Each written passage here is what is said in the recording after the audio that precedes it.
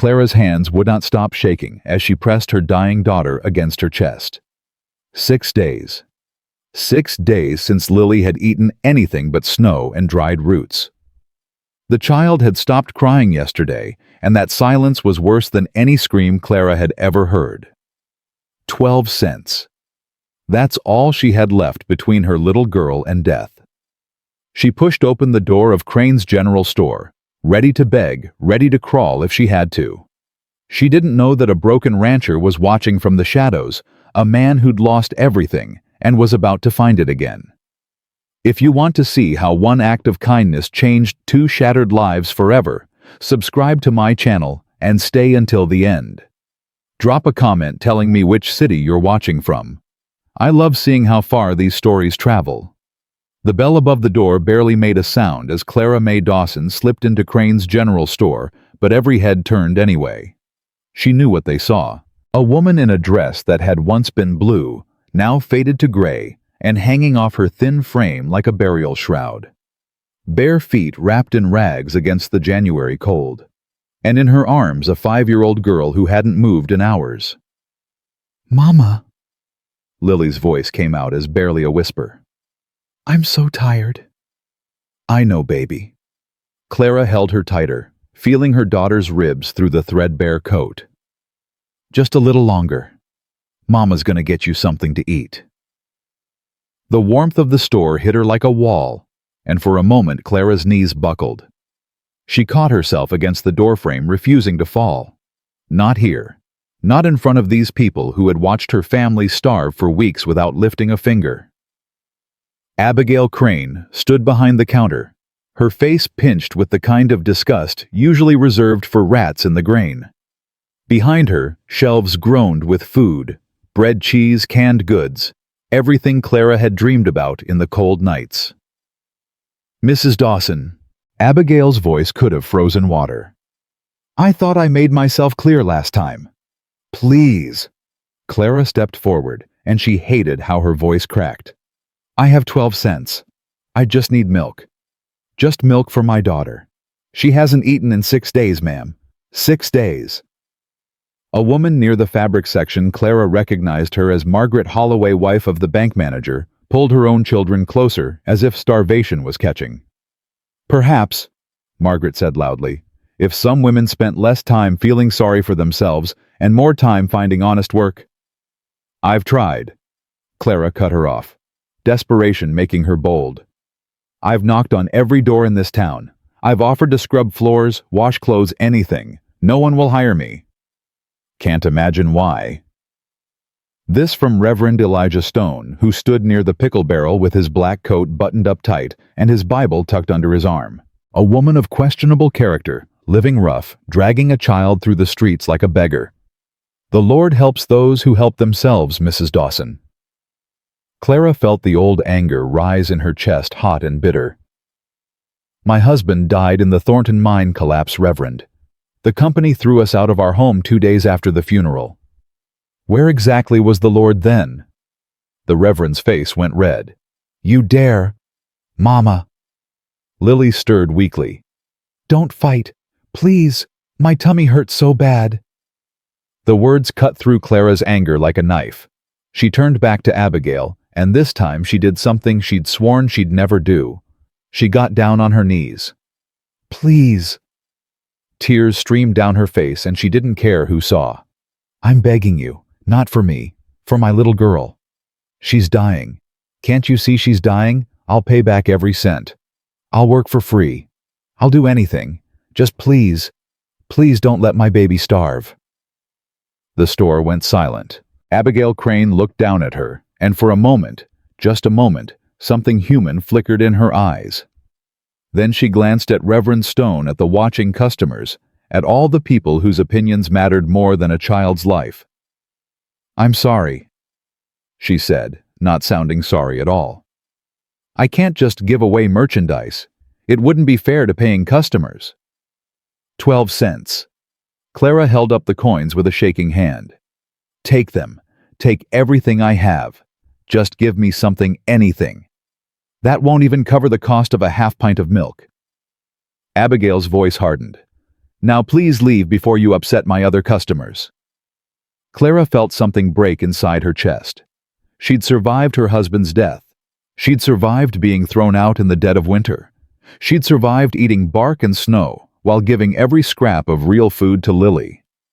But this being turned away while her daughter died in her arms, this was the thing that would finally destroy her. "Please." Her voice was barely audible.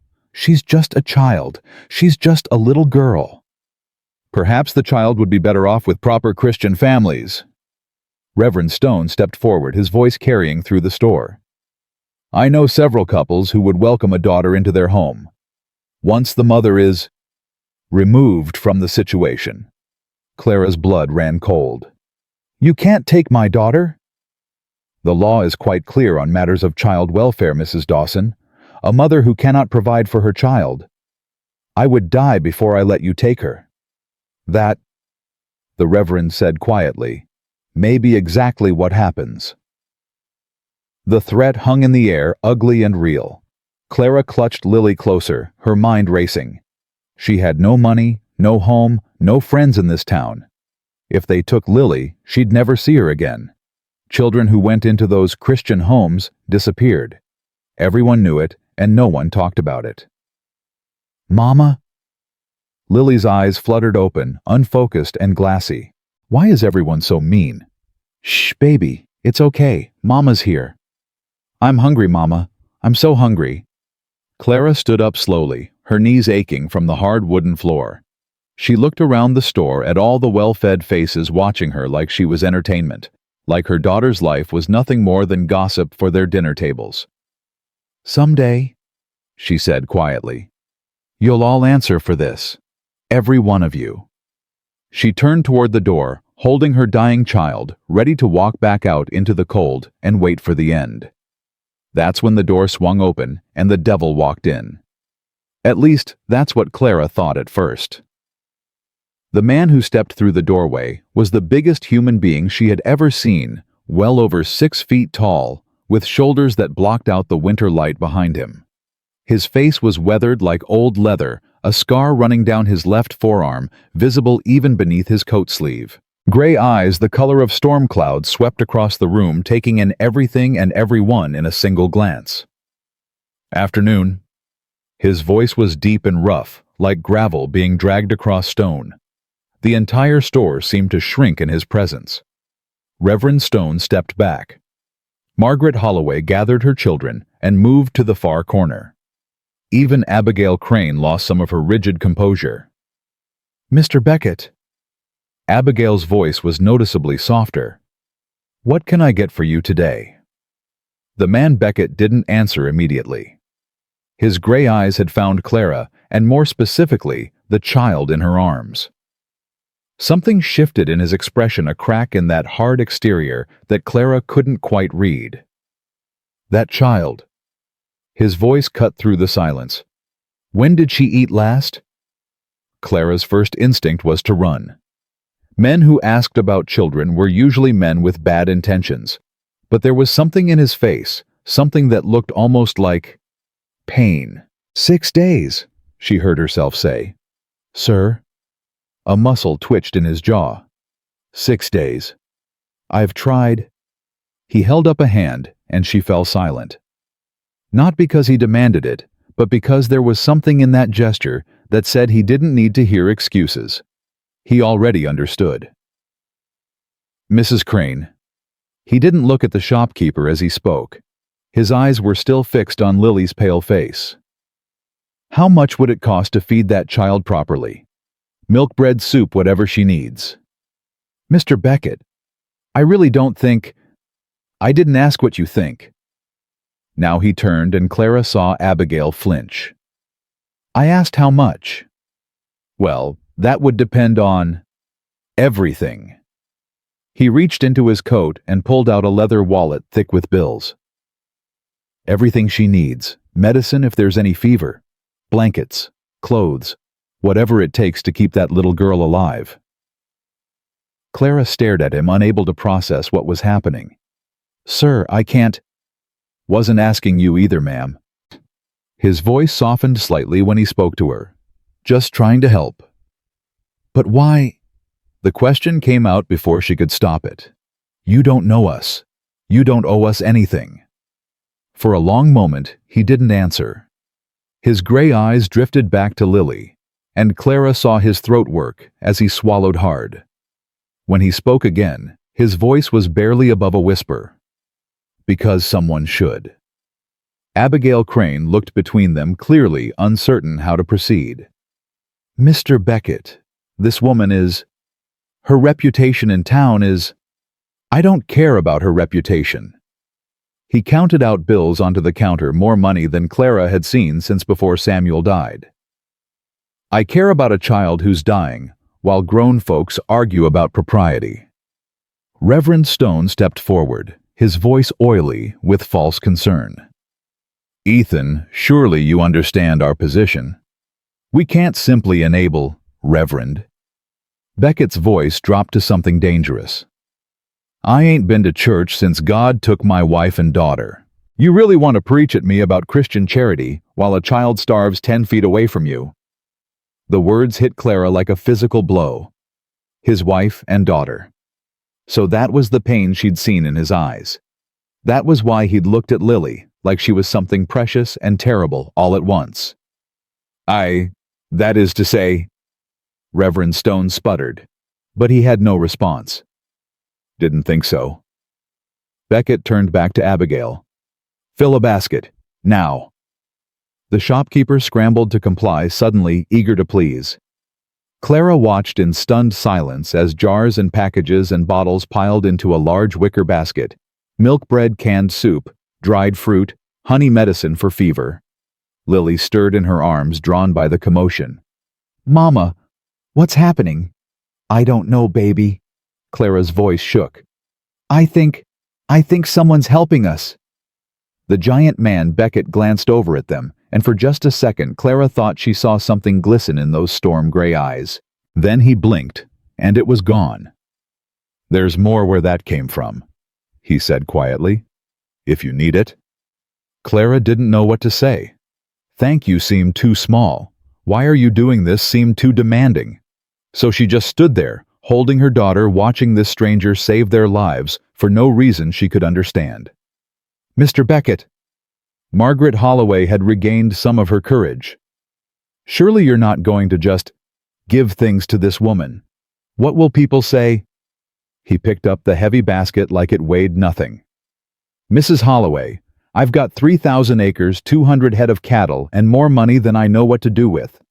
I've also got an empty house with too many rooms and too many memories. What people say about me is about the last thing I care about. He walked toward the door, then stopped next to Clara. Up close, she could see the lines of grief carved into his face, the weariness that went bone deep. Ma'am. He tipped his hat slightly. I've got a wagon outside. I can take you somewhere warm, get the child fed properly, if you're willing. Every instinct Clara had developed in the months since Samuel's death screamed at her to refuse. Men didn't help women for free. There was always a price, always a hidden demand. But Lily was dying. That was a fact Clara couldn't argue with, couldn't negotiate around. Her daughter was dying, and this man was offering her a chance to live. I don't even know your name, she said softly. Your full name. Josiah Beckett. Most folks call me Joe. Got a ranch about 10 miles north. Place called Stillwater. Clara had heard of Stillwater Ranch. Everyone in the territory had. It was one of the biggest spreads in Wyoming, run by a man who'd made his fortune in cattle and kept to himself after some tragedy that people only whispered about. I'm Clara Dawson. She took a shaky breath. This is my daughter Lily. He nodded, his eyes lingering on Lily's pale face. Pretty name. My daughter was Sarah. Would have been about her age, I reckon. The past tense sat between them, heavy with meaning. I'm sorry, Clara said, for your loss. And I'm sorry for yours. He gestured toward the door. Now let's get your little girl fed before we both start crying in the middle of Abigail Crane's store. Despite everything, the fear, the exhaustion, the grief, Clara felt her lips twitch. That would give them something to talk about. More than they already will. He held the door open for her. After you, ma'am. Clara stepped out into the cold January air, Lily clutched against her chest. Behind her, she could hear the store erupting in whispered conversation, but she didn't care. For the first time in months, she was walking towards something instead of running away from it. The wagon was sturdy and well-maintained, pulled by two strong horses that stamped impatiently in the snow. Josiah helped her up onto the seat with surprising gentleness, his massive hands careful not to jostle Lily. "There's blankets in the back," he said, climbing up beside her. "Wrap her up good. It's a long ride." Clara did as he said, cocooning Lily in thick wool that smelled of hay and wood smoke. The child sighed, her small body relaxing into the warmth. Mama. Lily's voice was still weak, but there was something like wonder in it.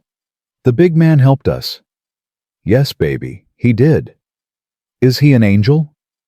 "You said angels help people when they're real sad." Clara looked at Josiah Beckett, his scarred hands on the reins, his weathered face set against the winter wind, his eyes carrying grief deeper than she could fathom.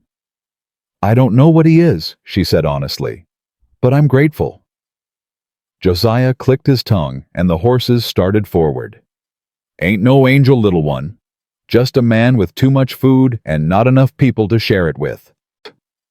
They rode in silence for a while, the only sounds the crunch of snow under wheels and the steady breathing of the horses. Clara kept Lily pressed close, feeling her daughter's heartbeat grow steadier with each passing mile. "Can I ask you something?" She finally broke the silence. "You can ask." "Why do you live alone out there? A man with your means could have his pick of society. You could live in town, have people around." He was quiet for so long she thought he wouldn't answer. Then, "People remind me of what I lost. Easier to be alone with it." "Is it easier, I mean?" His jaw tightened. "No, but it's what I know how to do." Clara understood that more than she wanted to admit. Since Samuel's death, she'd built walls around herself too. It was easier to expect nothing from people than to be disappointed when they proved her right. "How did your husband die?" Josiah asked. "If you don't mind my asking." "Thornton mine collapse. 4 months ago. They said it was instant, that he didn't suffer." She paused. "I don't know if that's true or just something they tell widows." "Probably both." He guided the horses around a frozen rut in the road. "My wife and daughter. There was a fire in the barn. They were trying to save the animals while I was checking the cattle on the north ridge. By the time I saw the smoke..." He trailed off, and Clara didn't push. Some grief was too big for words. "I'm sorry," she said again, because there was nothing else to say. 3 years. His voice was rough. 3 years, and I still wake up thinking I'll smell Martha's coffee brewing. Still catch myself carving toys for a little girl who ain't there anymore. Lily shifted in Clara's arms. "My papa went to heaven too. Mama says he's watching us from the stars." Josiah glanced at the child, and something in his expression crumbled. "I'm sure he is, little one. I'm sure he is." They rode on 2 broken people and 1 hungry child moving through a world that had shown them nothing but cruelty. But somewhere in that bitter January cold, something shifted. Clara didn't know what this man wanted from her. She didn't know if his kindness would come with strings attached, demands she couldn't meet. But she knew one thing for certain. For the first time in months, Lily was warm and safe and heading toward a meal. And for now, that was enough. The ranch came into view as the sun began to set, painting the snow-covered hills in shades of gold and pink. Clara caught her breath. It was beautiful. More than beautiful, it was the kind of place she'd dreamed about as a girl, before life taught her that dreams were dangerous things. "Welcome to Stillwater," Josiah said quietly. "It ain't much, but it's warm." Clara looked at the 2-story house with its wraparound porch, the smoke curling from the chimney, the sturdy barn and the corrals full of horses. "It's everything," she whispered. Mr. Beckett, it's everything. He pulled the wagon to a stop in front of the house, and the front door opened. An old black man stepped onto the porch, his face creased with surprise and something that might have been hope. Well, I'll be. His voice was deep and warm. Joe Beckett, you finally brought some life back to this place. Henry, this is Clara Dawson and her daughter Lily. They're going to be staying with us for a while. The old man. Henry came down the steps with a grace that belied his age. His eyes found Lily, and his weathered face softened. Lord have mercy.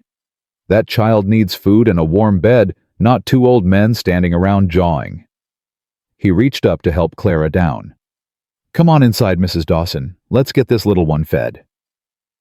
Clara let herself be guided into the house, and the warmth that enveloped her was almost overwhelming. She'd forgotten what it felt like to be truly warm, to be somewhere safe, to be among people who seemed to actually care whether she lived or died. Mama, Lily's eyes were open now wide with wonder. is this our new house? Clara looked at Josiah, who stood in the doorway with snow melting on his broad shoulders. For now, baby, She said softly. for now. She didn't see the way Josiah watched them, the flicker of something in his gray eyes that looked almost like salvation finding its way home. But old Henry saw it, and he smiled. The kitchen smelled of wood smoke and something Clara couldn't name at first. Then it hit her soup.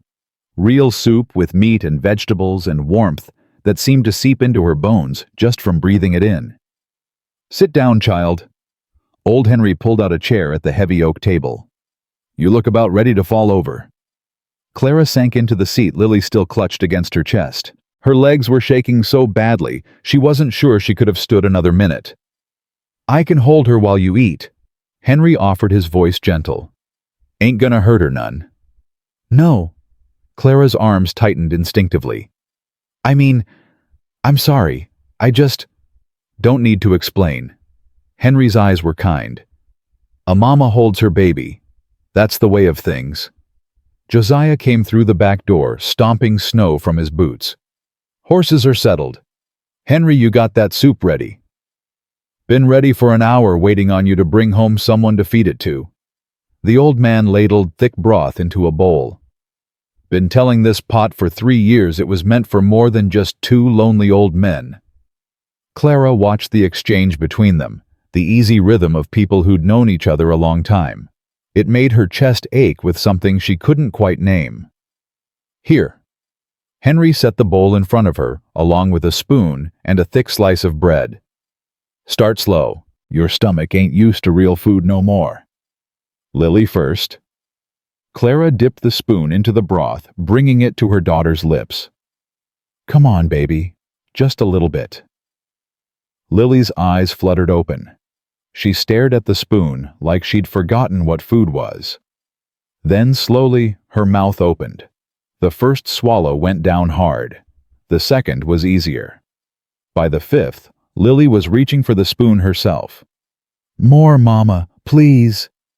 Clara felt tears streaming down her face, but she didn't try to stop them. Slow down, sweetheart. Small bites. We don't want to make you sick. Josiah stood by the stove watching. His face was unreadable, but his hands were gripping the counter so hard his knuckles had gone white. She's gonna be all right, Henry said quietly, laying a hand on Josiah's arm. Look at her. She's fighting. I know. Josiah's voice was rough. I know she is. Lily managed half the bowl before exhaustion claimed her again. She slumped against Clara's chest, her breathing deeper and steadier than it had been in weeks. She needs sleep, Clara said. Real sleep in a real bed. Guest room's upstairs. Josiah finally moved, pulling away from the counter. I'll show you. Clara stood on unsteady legs, and Josiah was there immediately, his hand hovering near her elbow without quite touching her. I can carry her, he offered. If you're too tired. I've got her. Clara's voice came out sharper than she intended. I'm sorry, I didn't mean... You don't trust me yet.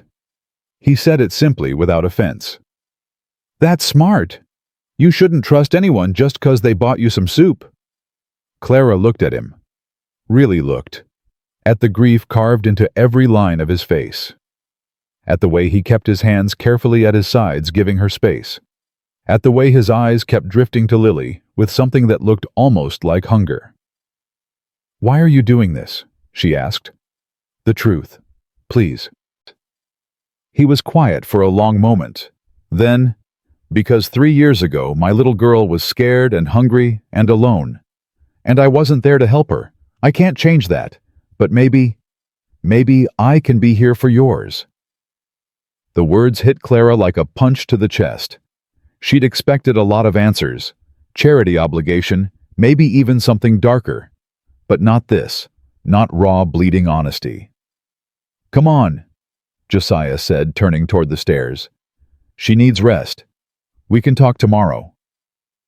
The guest room was small but clean, with a sturdy bed covered in quilts that looked handmade.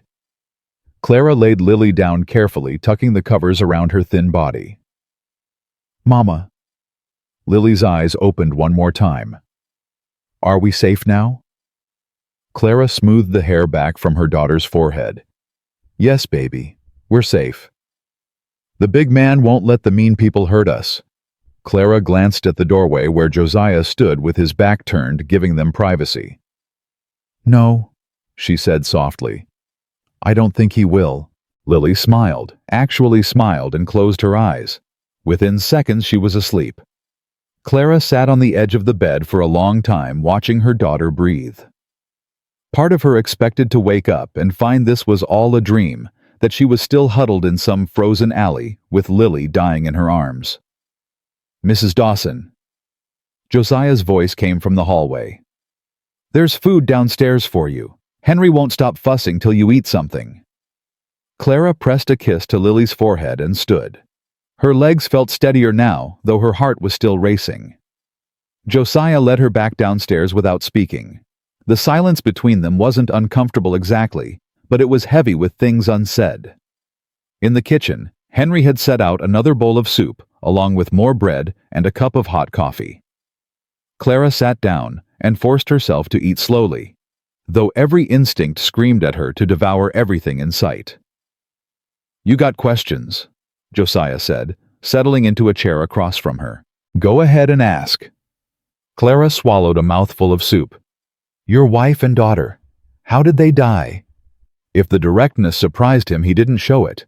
Fire. In the barn. Martha had gone out to check on a mare that was about to foal. Sarah followed her. She loved the horses, couldn't stay away. He paused, his jaw working. "I was out on the North Ridge checking on some cattle that had wandered. By the time I saw the smoke..." "You couldn't save them." "I saved the horses." His voice was bitter. "Pulled them out one by one while my wife and daughter burned. The roof came down before I could get to them." Clara set down her spoon. "That wasn't your fault." "Wasn't it?" He looked at her, and his eyes were empty. "I chose to check on cattle. I chose to leave them alone. I chose. You made a decision based on what you knew at the time. That's not the same as choosing to let them die." Tell that to myself at 3 a.m. when I can still hear them screaming. The words hung in the air, brutal and honest. Clara had heard grief before, had lived it, but there was something about Josiah's pain that felt different. It wasn't just loss. It was guilt so deep it had become part of him. "My husband wasn't a perfect man," she said quietly. "He drank too much sometimes, got angry over nothing. But he loved Lily more than anything in the world. When the mine collapsed..." She took a shaky breath.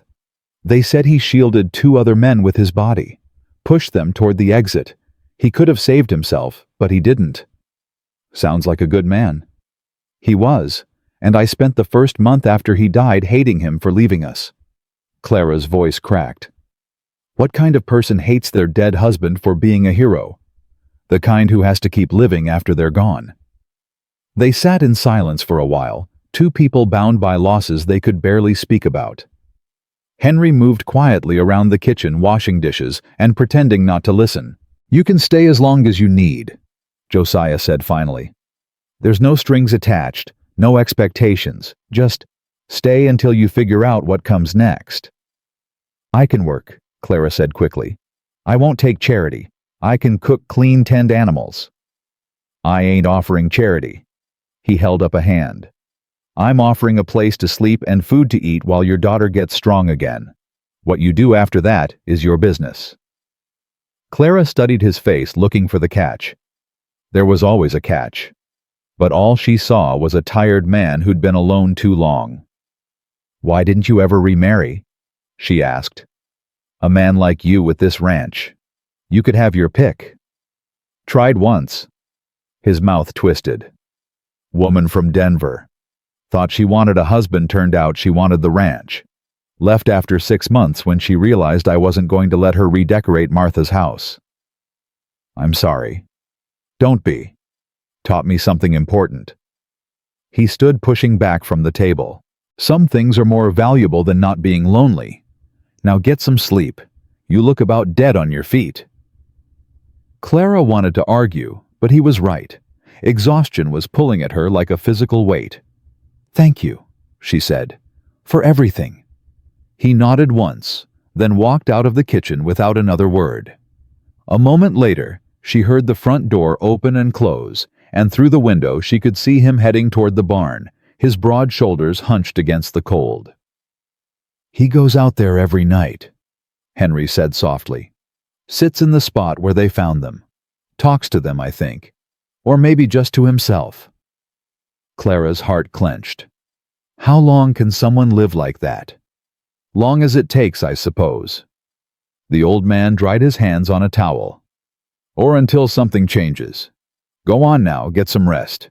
Tomorrow's gonna come whether we're ready for it or not. Clara climbed the stairs slowly, her body aching with every step. She slipped into the guest room and curled up next to Lily, breathing in the scent of her daughter's hair. The bed was soft, the room was warm, and for the first time in months, she felt something that might have been hope. She was almost asleep when Lily's small voice broke the darkness.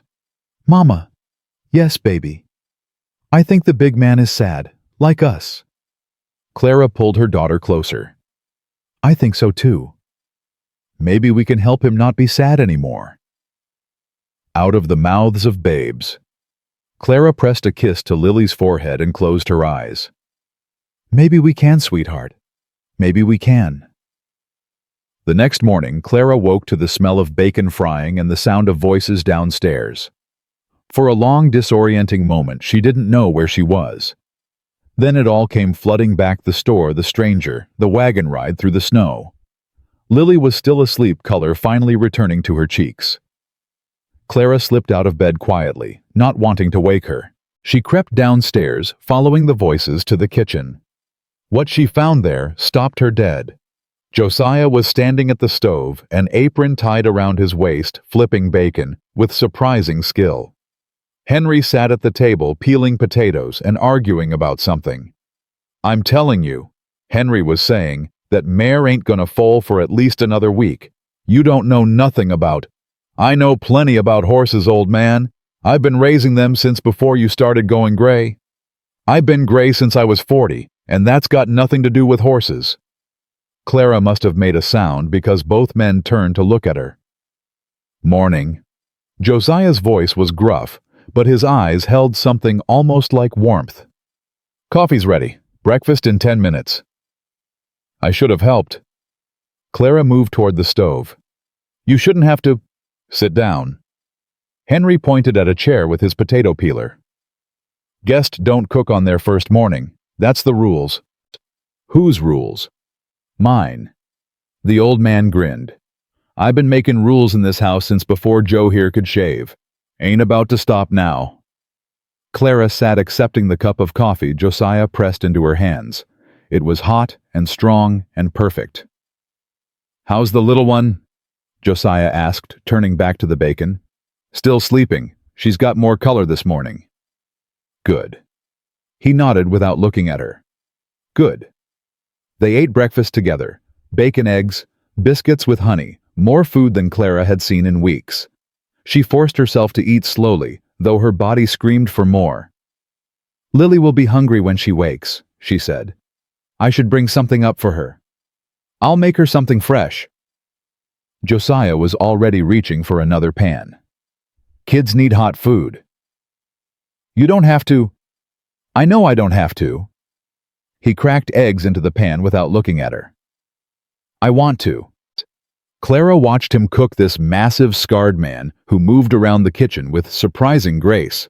There was something almost hypnotic about it, the careful way he measured and stirred and tasted.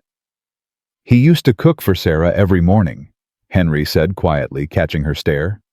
Wouldn't let nobody else do it. Said breakfast was daddy-daughter time. Josiah's shoulders stiffened, but he didn't turn around. I'm sorry, Clara said. I didn't mean to. Nothing to be sorry for. He slid the eggs onto a plate. Past is past. All we got is now. He carried the plate upstairs before Clara could respond. She heard his heavy boots on the steps, then silence. Give him time, Henry said. Ain't had nobody to take care of in 3 years. He's remembering what it feels like. And what if I can't stay? Clara's voice was barely a whisper. What if I have to leave and he's just remembering all over again? Then he'll hurt. The old man's eyes were wise. But he'll have had something good, even if it was just for a little while. That's more than he's got now. The front door banged open before Clara could respond. A young man she didn't recognize burst into the kitchen snow, clinging to his coat. Henry, is Mr. Beckett here? There's a rider coming up the road. Says he's looking for a woman named Clara Dawson. Clara's blood went cold. What? Some fancy man from Missouri. The young man must be one of the ranch hands, was panting from running. Says he's the woman's brother-in-law. Says he's got legal papers. Vernon. Oh God. Vernon was here already. Clara shot to her feet, knocking her chair back. Lily. I have to get Lily. She ran for the stairs, but Josiah was already coming down. Lily cradled in his arms. I heard. His face was hard. Henry, take them to the back room. Don't let anyone in. Joe, do it now. Clara reached for Lily, but Josiah shook his head. I've got her. Come on. He led them through the house to a small room behind the kitchen, a pantry stocked with food and warmed by the heat from the stove. He set Lily down gently on a pile of flour sacks. Stay here. Don't make a sound. He can't take her. Clara grabbed his arm, her fingers digging into muscle. Please. He's not a good man. He drinks, he gambles, I know what kind of man he is. Josiah's voice was quiet, but certain. I looked into Samuel Dawson's family after you told me your story. Vernon Dawson owes money all over Missouri. He ain't here for the child. He's here for whatever profit she might bring. How did you? I've got friends in a lot of places. He gently removed her hand from his arm, but held it for a moment longer than necessary. Trust me, I won't let him take her. Why? The word came out broken. Why do you care so much? Josiah looked at her, and for just a moment, his walls came down. She saw everything, the grief, the guilt, the desperate loneliness of a man who'd lost everything and found nothing to fill the void. Because I couldn't save my own daughter, he said simply. Maybe I can save yours. Then he was gone, the door closing softly behind him. Clara sank down next to Lily, pulling her daughter into her arms. The child was drowsy from food and sleep, barely aware of what was happening. Mama, what's wrong? Nothing, baby. Just stay quiet for me, okay? Can you do that? Is the big man going to fight someone? I don't know. Clara's voice shook. I don't know. Through the thin walls, she could hear the front door open, hear voices raised in anger, hear Josiah's deep rumble cutting through the noise like thunder. This is private property. You ain't welcome here. I have legal papers. Vernon's voice was oily, the way Clara remembered. The child is my niece. I have every right. You've got the right to turn around and go back where you came from. Now see here. No, you see here. Josiah's voice dropped to something dangerous. That woman and her child are guests in my home. They're under my protection. You want to take them? You're going to have to go through me. A long silence. Then Vernon's nervous laugh. There's no need for violence, Mr. Beckett. I'm just concerned about my brother's family. A young widow alone in the world. She ain't alone. She's here. Now get off my land before I lose my patience. The law is on my side. The law ain't here. Josiah's voice was ice. Just me. You want to test which one of us wins that fight? More silence. Clara pressed her hand over her mouth, hardly daring to breathe. This isn't over, Vernon finally said. I'll be back with the sheriff. We'll see how tough you are then. Looking forward to it. The front door slammed. Horse hooves thundered away, and then silence. Clara was shaking so hard she could barely hold Lily. When the pantry door opened, she almost screamed, but it was just Josiah, his face grim but calm. He's gone, for now. He'll come back. Clara's voice was barely audible. He always comes back. Then we'll deal with him when he does. Josiah knelt down, putting himself at eye level with her. I meant what I said, Clara. You're under my protection now. Nobody's taking your daughter, not while I'm breathing. Clara looked at this man, this stranger, who'd walked into her life less than a day ago and turned everything upside down. Why? She whispered. Why would you risk everything for us? Josiah reached out, and for a moment she thought he was going to touch her face. But his hand stopped inches away, then dropped to his side. Because maybe, he said quietly, saving you is how I save myself. He stood and walked away, leaving Clara alone with her daughter and the thundering of her own heart. She didn't know what was coming. She didn't know if Vernon would return with the law on his side, or if the town would turn against Josiah for helping her, or if this fragile peace would shatter before it had time to grow. But she knew one thing for certain. For the first time since Samuel died, she wasn't facing the darkness alone. And that terrified her more than anything Vernon Dawson could ever do. 3 days passed without word from Vernon Dawson. Clara found herself jumping at every sound, the creak of a floorboard, the whinny of a horse, the wind rattling the windows. She knew he'd come back. Men like Vernon always did. You're gonna wear a hole in that floor, Henry said on the third morning, watching her pace the kitchen. Sit down before you fall down. I can't. Clara wrung her hands. He's planning something. I know he is. Probably is. The old man shrugged. But worrying about it ain't gonna change nothing. Sit. Eat. Clara forced herself into a chair, but she couldn't touch the food Henry set in front of her. Where's Josiah? Out checking the cattle. Been out since before dawn. Henry's eyes were knowing. Man's got a lot on his mind these days. Because of me, because I brought trouble to his door. Trouble was already here, child. It's been here for 3 years. Henry sat down across from her. You know what that man did after Martha and Sarah died? Shut himself up like a tomb. Wouldn't talk, wouldn't eat, wouldn't do nothing but work himself half to death and drink himself the rest of the way. Clara's chest tightened. I didn't know. Course you didn't. He don't talk about it. Henry leaned forward. Point is, these past few days I've seen something in him I ain't seen in years. Life. Hope. Something worth fighting for. That ain't trouble you brought, Mrs. Dawson. That's a gift. Before Clara could respond, the back door banged open. Josiah strode in his face dark with anger. Ryder coming. It's the sheriff. Clara's heart stopped. Vernon? Don't see him. Just Williams and 2 of his deputies. Josiah moved to the window. Stay inside. I'll handle this. No. Clara stood, her chin lifting. This is about me. I should be there. Clara. I'm not hiding anymore. Her voice shook, but it didn't break. Whatever happens, I face it standing up. Something flickered in Josiah's eyes, something that looked almost like pride. "All right," he said quietly, "but stay behind me." They walked out onto the porch together, Henry trailing behind. Sheriff Williams was dismounting, his face set in the uncomfortable expression of a man doing something he didn't want to do. "Morning, Joe." "Sheriff." Josiah's voice was flat. "What brings you out?" "You know why I'm here." Williams pulled a folded paper from his coat. "Vernon Dawson filed a complaint.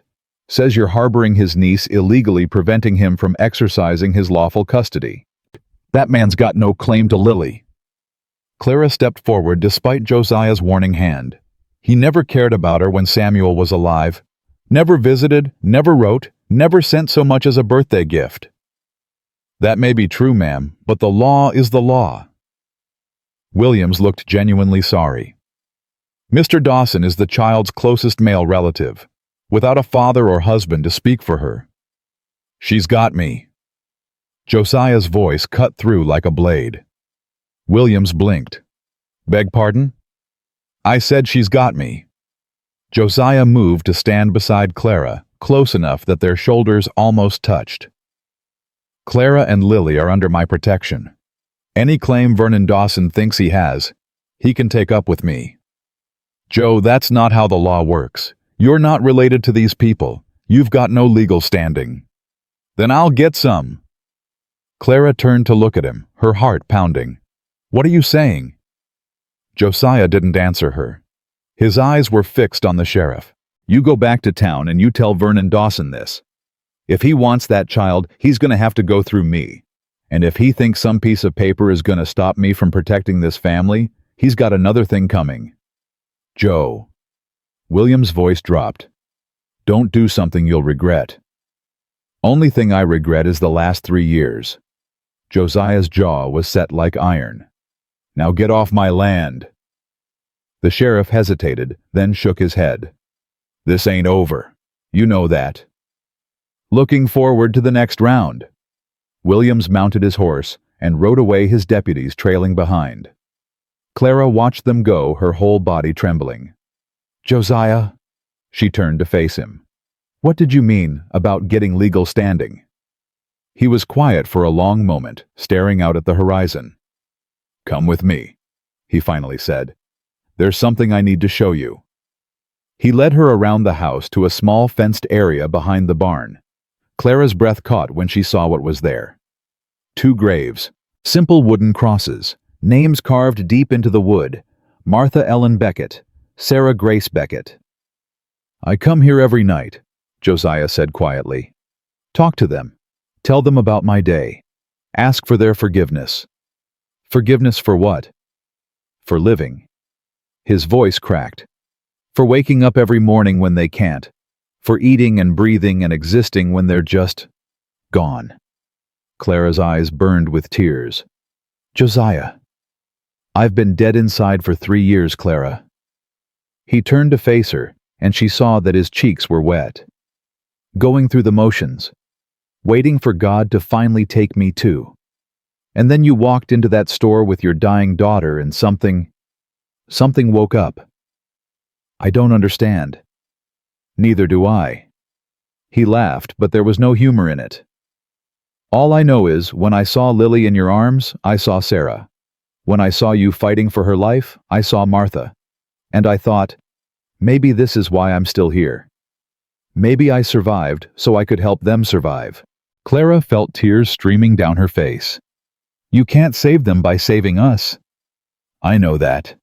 He stepped closer. "But maybe I can save myself." They stood there, inches apart, the winter wind cutting between them. Clara could see every line in his face, every scar, every shadow of grief that he carried. "The sheriff was right," she whispered. "You've got no legal standing. Vernon will come back, and he'll bring more than just papers next time. Then I'll give myself standing." "How?" He reached out, and this time he didn't stop. His calloused fingers brushed her cheek, wiping away her tears. "Marry me." Clara's heart stopped. "What?" "Marry me, Clara." His voice was rough but certain. Not because of Vernon or the law or what people might say. Marry me because I can't imagine going back to that empty house without you in it. Because your daughter's laugh is the first thing that's made me feel alive in 3 years. Because when I look at you, I see a future I thought died in that fire. Josiah, we barely know each other. I know enough. His hands cupped her face. I know you're brave and stubborn, and you'd die before you let anyone hurt your child. I know you make Henry smile, and you don't treat me like I'm broken. I know that when you're in a room, I forget to be sad. That's not enough to build a marriage on. It's more than most people have. He pulled back slightly, giving her space. I ain't asking you to love me, Clara. I'm asking you to let me protect you. Let me give Lily a home. Let me have something worth fighting for again. Clara's mind was spinning. Everything was happening too fast. A week ago, she'd been counting pennies watching her daughter die. Now she was standing in a cemetery being proposed to by a man who still visited his dead wife's grave every night. I need time, she said, to think. Take all the time you need. Josiah stepped back. I ain't going anywhere. He walked away, leaving her alone with the graves. Clara sank to her knees in the snow, her whole body shaking. I don't know what to do, she whispered to the silent crosses. I don't know if this is right. The wind picked up swirling snow around her feet. And maybe it was her imagination, but Clara could have sworn she felt something warm brush against her cheek, like a hand, like a blessing. She stayed there for a long time, crying and praying and trying to make sense of the chaos her life had become. When she finally went back inside, Lily was awake and sitting at the kitchen table, chattering happily to Henry about the horses she'd seen through the window. Mama! The little girl's face lit up. Mr. Henry says I can help feed the chickens tomorrow. Can I please? Clara knelt down and pulled her daughter into her arms. We'll see, baby. And Mr. Joe said he's making me something special, but he won't tell me what it is. Lily bounced with excitement. I think it's a toy. Do you think it's a toy? Clara thought of Josiah's hands carving wood by firelight, the careful way he'd shaped curves and angles with knives meant for rougher work.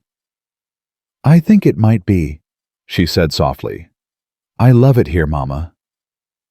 Lily pressed her face against Clara's neck. Can we stay forever? Forever. Such a simple word from a child's mouth. Clara held her daughter tighter. Would you like that? To stay here? Yes. Lily pulled back, her eyes shining. Mr. Joe is nice. He's sad sometimes, but he's nice. And Mr. Henry tells the best stories. And there are horses, Mama. Real horses. And what if... Clara hesitated. What if Mr. Joe became part of our family? Would you like that? Lily's face scrunched up in thought. Like a papa. Something like that. Would he read me stories at night? Papa used to read me stories. I'm sure he would. Would he make me breakfast? He already does. Lily nodded solemnly. Then I think that would be okay, because my tummy is happy here, and you smile more, and I like it when you smile. Clara felt tears spring to her eyes. Leave it to a 5-year-old to cut through all the complications and find the simple truth. Okay, baby, I'll think about it.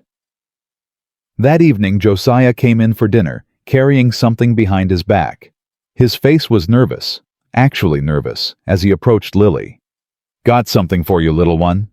Lily squealed and bounced in her chair. I knew it. I knew it was a toy. Josiah brought his hands forward, and Clara's breath caught. It was a horse. A perfect little wooden horse, no bigger than Lily's hand, with a flowing mane and tail and legs that actually moved when you pushed them.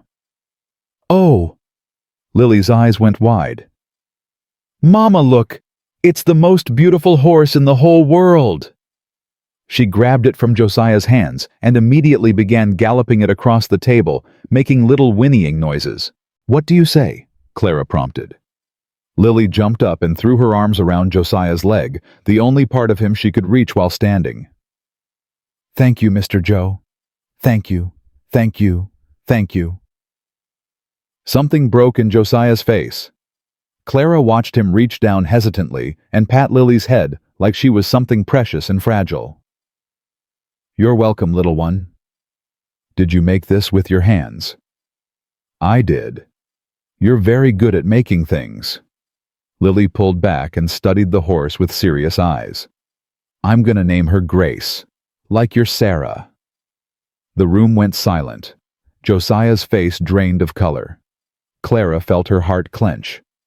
Lily? She started. Maybe. That's perfect. Josiah's voice was thick. Sarah would have liked that. He turned and walked out of the kitchen without another word. A moment later, Clara heard the back door open and close. Did I say something wrong? Lily's face crumpled. I didn't mean to make him sad. You didn't do anything wrong, sweetheart. Clara kissed her daughter's forehead. Sometimes grown-ups just need a minute to feel their feelings. He'll be okay. But when she looked at Henry, the old man's eyes were glistening.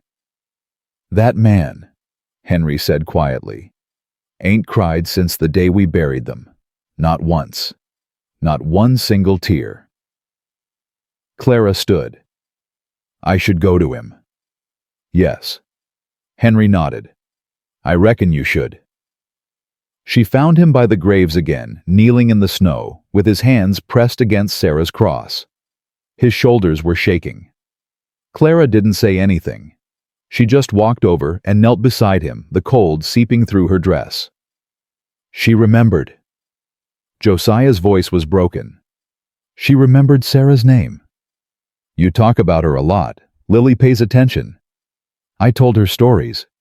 He looked at Clara and his face was raw with grief. About Sarah. About how she used to chase the chickens and braid the horses' tails and sing songs she made up herself. I didn't know she was listening. Children always listen. Clara reached out and took his hand. Especially when they love someone. She doesn't love me. She barely knows me. She knows you're kind. She knows you feed her and make her toys and don't yell when she asks too many questions. Clara squeezed his fingers. That's enough for a child. That's everything, actually. Josiah was quiet for a long moment. Then, Martha used to say that's all kids really need. Someone who shows up. Someone who tries. She sounds wise. She was. He laughed wet and broken. Smarter than me, that's for sure. She would have known what to do. She always knew. What do you think she'd say about me? About Lily? Josiah turned to face her, his eyes red but clearer than she'd ever seen them. I think she'd say I've been hiding long enough. I think she'd say that loving someone new doesn't mean forgetting someone old. I think she'd tell me to stop being a damn fool and grab onto happiness while I still can. Clara felt her heart hammering against her ribs. Is that what you want, happiness? I want you. His voice dropped to a whisper. I want Lily. I want a family again. I want to wake up in the morning with something to live for. Even if it's complicated. Even if Vernon comes back. Even if the whole town turns against you. Especially then. He reached up and brushed a strand of hair from her face. I've got nothing left to lose, Clara. Except you.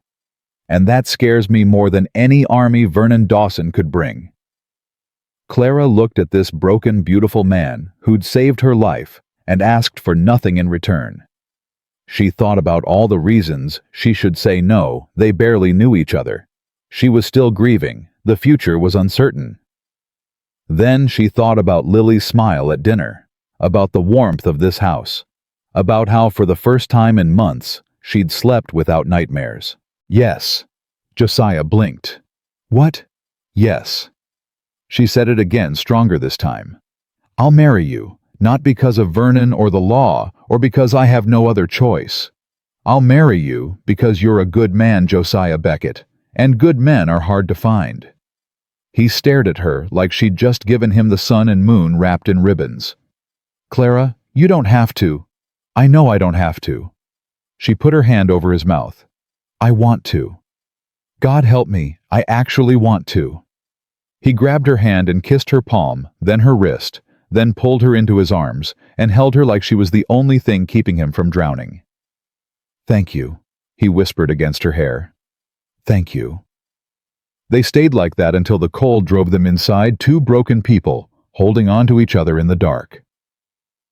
The next morning, news of their engagement spread through town like wildfire. Clara didn't know how maybe one of the ranch hands had talked. Maybe someone had seen them together, but by noon, half the county seemed to know that Josiah Beckett was marrying the beggar woman from Crane's General Store. The reactions were mixed. A few people sent congratulations. Doc Maggie Chen, the Chinese widow who served as the unofficial town doctor, rode out personally to examine Lily and declared her on the road to recovery. "That child would have died within a week if you hadn't found help," she told Clara plainly. "Whatever else people say about this arrangement, you saved your daughter's life." But most of the town wasn't so generous. Reverend Stone organized a delegation of concerned citizens that arrived at Stillwater Ranch on the fifth day, their faces set with righteous indignation. Clara watched from the window as 7 people dismounted in the yard. She recognized most of them. Margaret Holloway, Abigail Crane, 3 women from the church committee, and bringing up the rear, Vernon Dawson. "Josiah!" Her voice shook. "They're here." He came to stand beside her, his face hardening as he surveyed the crowd. "Stay inside." "No." Clara grabbed his arm. "Not this time. If they want to judge me, they can do it to my face." They walked out together, Henry trailing behind with a shotgun that he held like he knew exactly how to use it. "Morning, folks." Josiah's voice carried across the yard. "Something I can help you with." Reverend Stone stepped forward, his Bible clutched against his chest.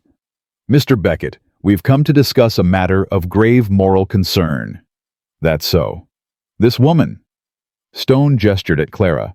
"She has taken up residence in your home. Unmarried, without chaperone. The entire town is talking about the scandal." "Let them talk." "It's not just talk, Mr. Beckett."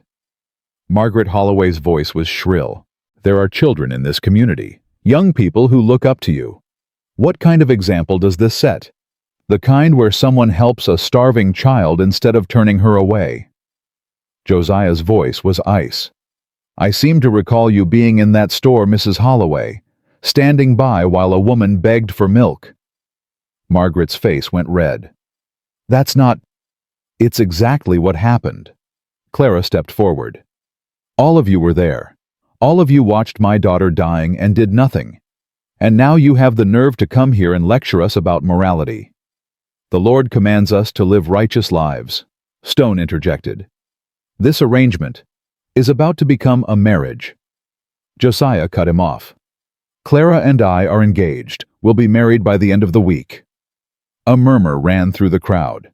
Vernon pushed his way forward, his face twisted with rage. "You can't do that. I have legal rights to my niece. I've filed papers."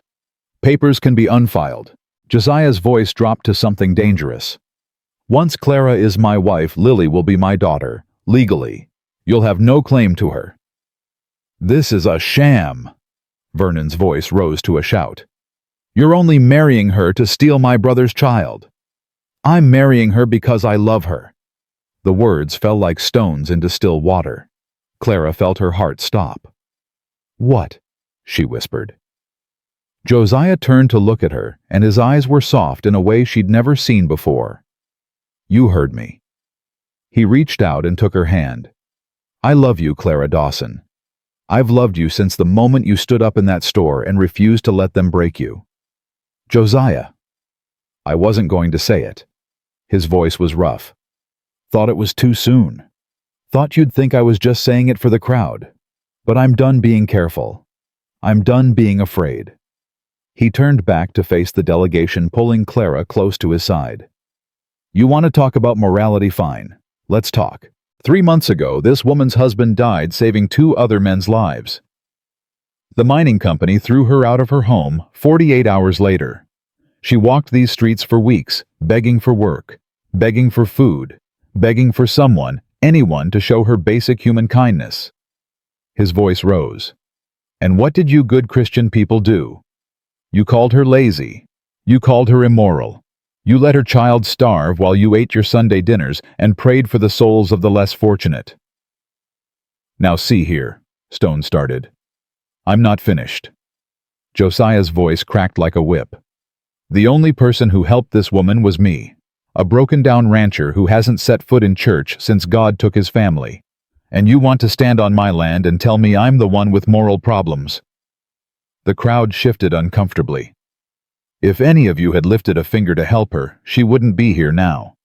Josiah released Clara's hand and stepped forward, his full height towering over the Reverend. But you didn't, so she is. And I'll be damned if I let you take her away because you're embarrassed that a sinner did what saints wouldn't. Silence fell over the yard.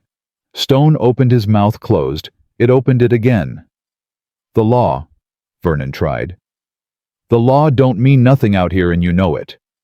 Josiah's eyes were cold. This is my land, my home, my family. You want to take them from me, you'd better bring more than papers and prayers. Vernon's face contorted with rage. He reached into his coat, and Henry's shotgun clicked. I wouldn't, the old man said quietly. Not unless you want to find out how good my aim still is. Vernon's hand froze. He looked around at the delegation, but no one moved to help him. This isn't over, he spat. It is for today. Josiah's voice was final. Now get off my property, all of you. The crowd dispersed slowly, climbing back onto their horses with backward glances and muttered complaints. Vernon was the last to go, his eyes burning with hatred as he rode away. When they were finally alone, Clara collapsed against Josiah's chest. You love me? I do. His arms wrapped around her. God help me, I do. Since the store? Since you got on your knees and begged for your daughter's life. His voice was thick.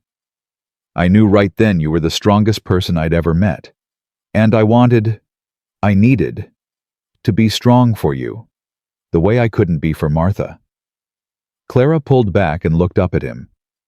You're not replacing them. You know that, right? I'm not Martha. Lily's not Sarah. I know. He cupped her face in his hands. That's not what this is. This is something new. Something I never thought I'd have again. What's that? Hope. He leaned down and pressed his forehead against hers. You gave me hope, Clara, and I ain't ever gonna let it go. Clara felt tears streaming down her face, but for the first time in months, they weren't from grief or fear. They were from something that felt terrifyingly like happiness. We should go tell Lily, she whispered, about the engagement, about everything. Josiah smiled, actually smiled, and it transformed his whole face. Let's go tell her together. They walked inside, hand in hand, leaving the ghosts of the past standing alone in the cold. But as they closed the door, Clara caught sight of something that made her blood run cold. In the distance, beyond the fence line, a lone rider sat watching the house. Vernon Dawson hadn't left after all. Clara didn't tell Josiah about the rider. She didn't know why. Maybe she was tired of being afraid. Maybe she hoped Vernon would just give up and go away. Or maybe she was simply too happy in that moment to let the shadow of his hatred touch it. Whatever the reason, she stayed silent as they walked into the kitchen where Lily sat playing with her wooden horse. Sweetheart. Clara knelt beside her daughter. Mr. Joe and I have something to tell you. Lily looked up, her eyes bright. Is it a surprise? Kind of. Clara glanced at Josiah, who nodded encouragingly. Mr. Joe and I are going to get married. Do you know what that means? Lily's face scrunched up in thought. Like you and Papa were married. Yes, baby, like that. So Mr. Joe will be my new Papa. Clara's heart clenched. Only if you want him to be. He won't replace your Papa. No one can do that. But he can be something new. Someone else who loves you. Lily turned to look at Josiah, studying him with the serious intensity only children possess. Will you still make me breakfast? Josiah knelt down to her level. Every morning. Will you read me stories? As many as you want. Will you teach me to ride a horse, a real horse, not just Grace? A smile cracked Josiah's weathered face. I'll teach you everything I know. Lily nodded solemnly. Then she threw her arms around his neck with enough force to nearly knock him over. Okay. She said against his shoulder. You can be my new papa. Clara watched Josiah's face as he held her daughter.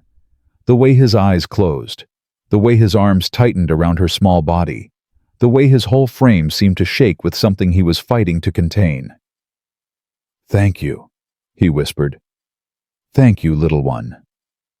When they finally pulled apart, Lily bounced over to Clara with a grin. When's the wedding? Can I wear a pretty dress? Can Grace come too? Soon, Clara laughed. And yes, you can wear the prettiest dress we can find. And Grace? I think Grace can come to the wedding. Lily squealed with delight and ran off to tell Henry the news. Clara watched her go, her heart fuller than she'd thought possible. You all right? Josiah's voice was soft beside her. I don't know. She turned to face him.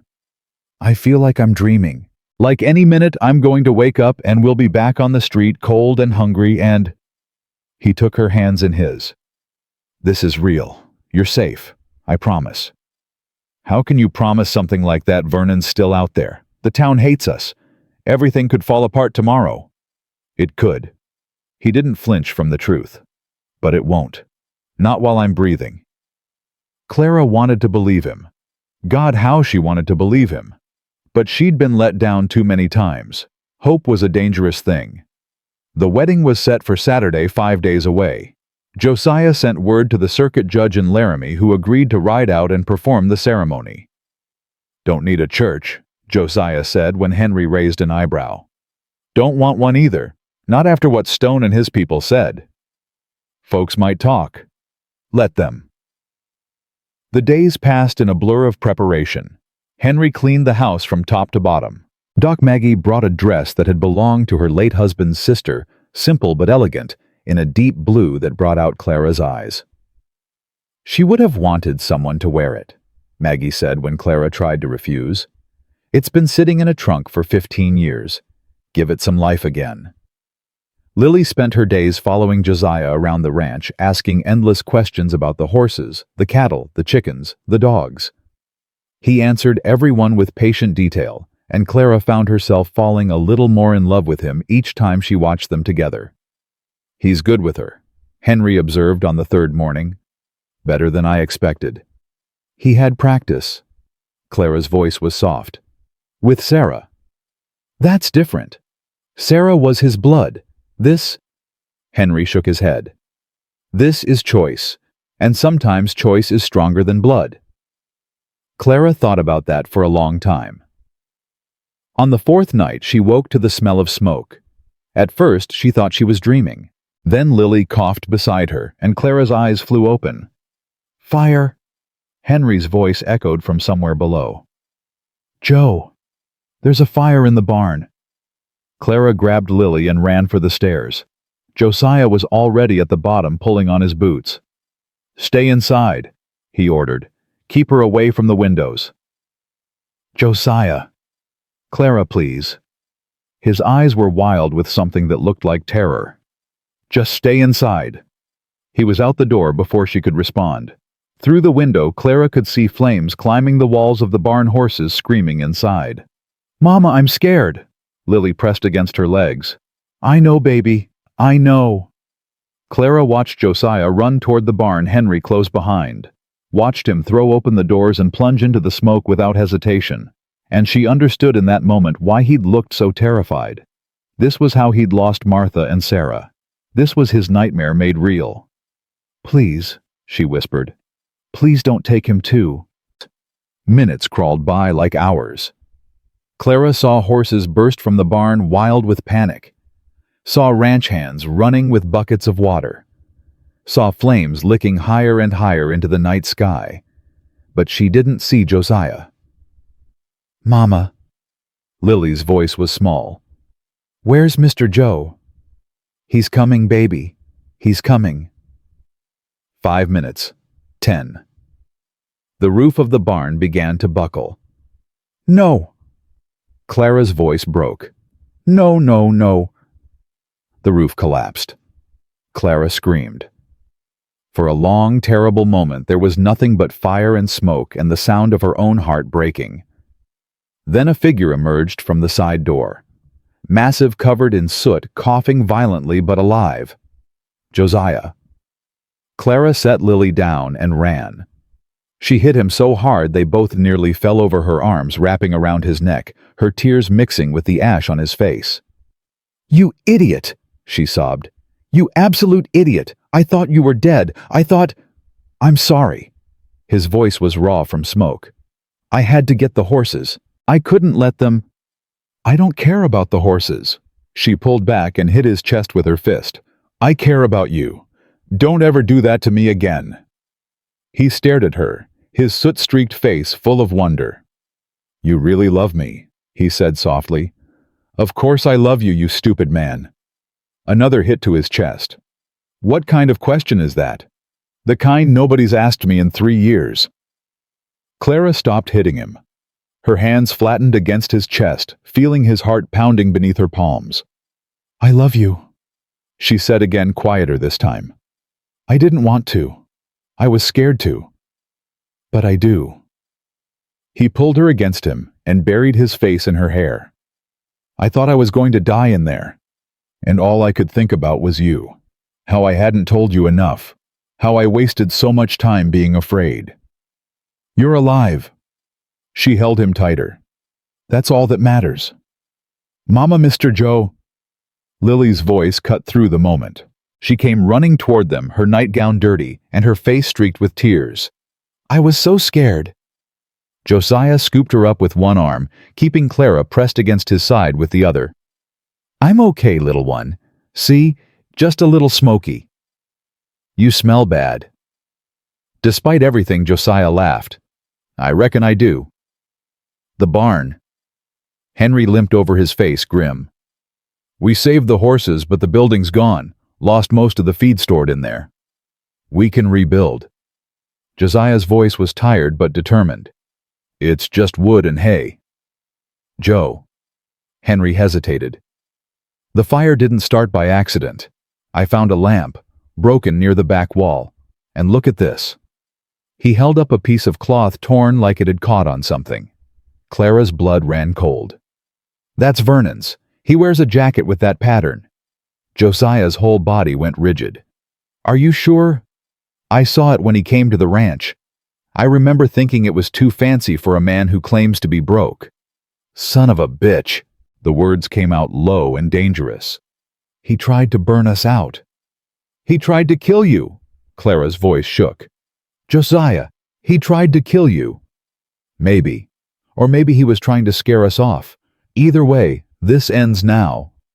What are you going to do? What I should have done from the start. His eyes were hard. I'm going to find him, and I'm going to make sure he never threatens this family again. No. Clara grabbed his arm. You can't just... He burned my barn, Clara. If we'd been sleeping in there, if Lily had been playing near the hay... His jaw clenched. I won't let him hurt you. I won't let him hurt anyone ever again. Then let the law handle it. The law... He laughed bitterly. Sheriff Williams already made it clear whose side he's on. Vernon's got money connections. He'll walk free and come back twice as dangerous. So what? You're going to kill him. The question hung in the air between them. Josiah didn't answer. Josiah. Clara stepped in front of him, forcing him to look at her. If you do this, you'll hang. And then what happens to me? To Lily. We need you alive. Please. Something shifted in his eyes. The rage didn't disappear, but it banked like coals waiting for fuel. What would you have me do? Wait, plan. Let him make a mistake that even the sheriff can't ignore. She took his hands. We're smarter than he is. We can beat him without blood. And if he comes back, if he tries again, Then we'll be ready. Josiah stared at her for a long moment. Then his shoulders sagged. You're right. I know you're right. But God help me if he touches either of you. He won't. Clara squeezed his hands. Because we won't give him the chance. They spent the rest of the night keeping watch, taking turns by the window while the others slept.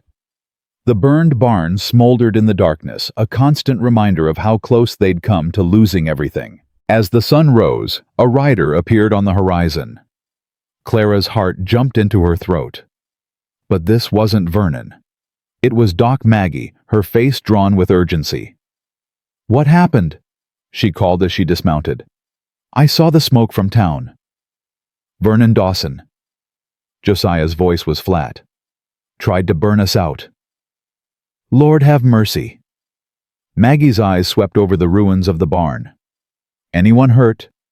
Just my pride. Josiah rubbed the back of his neck.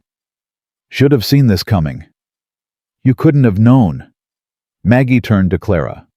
I came as soon as I heard. But there's something else. Something you need to know. What is it? Maggie hesitated. Vernon's been talking in town, spreading stories about you, Clara, saying you killed your husband for his money, saying you seduced Josiah to get your hands on this ranch. Clara felt the blood drain from her face. That's insane. Samuel died in the mine collapse. Everyone knows that. Everyone knows it, but not everyone believes it. Vernon's got away with words, and people in this town have never liked outsiders. What are they saying? Josiah's voice was dangerous. That Clara's a fortune hunter, that she's using you, that Lily's not even Samuel's real child. Maggie shook her head. Ugly lies, all of it. But lies have a way of spreading faster than truth. Clara sank into a chair, her legs suddenly weak. He's destroying my reputation. He's trying to destroy your life. Josiah knelt beside her. But we won't let him. How if people believe him? Then we give them something else to believe. His eyes met hers. We get married, tomorrow, in front of the whole town. Let them see what we really are. Joe, Maggie's voice was cautious. That might make things worse. Give the gossips more fuel. Or it might show them that we've got nothing to hide. Josiah stood, his jaw set. I'm done hiding. I'm done being afraid of what people think. Tomorrow Clara becomes my wife, and anyone who has a problem with that can take it up with me. Clara looked at him. This man who'd saved her life, opened his home, defended her honor.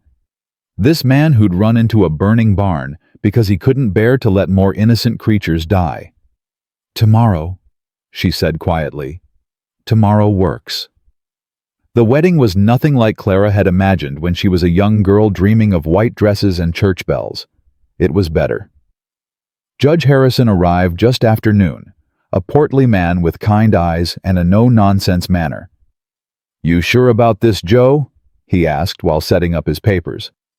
Town's been buzzing about this match. Never been more sure of anything. All right then, let's make it official. They stood in the parlor, Clara in the blue dress Doc Maggie had given her Josiah in a clean shirt and his good boots. Lily stood between them, clutching Grace the wooden horse and bouncing with excitement. Henry stood as witness, his weathered face soft with emotion. Dearly beloved. The judge began, and Clara felt Josiah's hand tighten around hers. This was real. This was happening. After everything, the hunger, the cold, the fear, the cruelty of strangers, and the kindness of one, she was getting married. She was going to have a home. The ceremony was simple and short. They exchanged vows, traditional words that felt brand new coming from Josiah's lips. He slid a ring onto her finger, a simple gold band that had belonged to his mother. With this ring, I thee wed. Clara's hands shook as she placed a matching band on his finger. With this ring, I thee wed. By the power vested in me, by the territory of Wyoming. The judge proclaimed, I now pronounce you husband and wife. Joe, you may kiss your bride. Josiah cupped her face in his hands, his eyes searching hers. I love you, Clara Beckett. I love you too, Josiah. He kissed her, then gentle at first, then deeper, as the reality of the moment washed over them both. When they finally pulled apart, Lily was tugging at Josiah's coat. Does this mean I can call you Papa now? Josiah knelt down and pulled her into his arms. You can call me whatever you want, little one, but Papa sounds perfect. Lily beamed. Papa Joe, I like that. So do I. They were a family. The joy lasted until sundown. Clara was helping Henry clean up from the small celebration when hoofbeats sounded in the yard. A lot of hoofbeats. Josiah! She ran for the door. Her husband was already on the porch, his rifle in his hands. Stay inside, he said without looking back. Clara ignored him, stepping out to stand beside him. What she saw made her stomach drop. Sheriff Williams sat at the front of a group of maybe 20 riders. Reverend Stone was there, and Margaret Holloway, and a dozen men Clara didn't recognize. And in the center of it all, his face twisted with triumph, was Vernon Dawson. Evening, Joe. The sheriff's voice was flat. Hate to interrupt your wedding day, but I've got a warrant here for your wife's arrest. Arrest! Clara's voice came out strangled. For what? Vernon smirked. For the murder of my brother. That's insane. Clara stepped forward, but Josiah's arm blocked her. Samuel died in the mine collapse. There were witnesses. Witnesses who say the collapse happened mighty convenient. Vernon's eyes gleamed. Right after Samuel discovered his wife was carrying another man's child. Lily is Samuel's daughter. Is she? Because I've got 3 men willing to testify they saw you with other men while my brother was working himself to death. That's a lie. Prove it. Clara looked at the sheriff desperately. You know this isn't true. You know he's doing this out of spite. William shifted uncomfortably.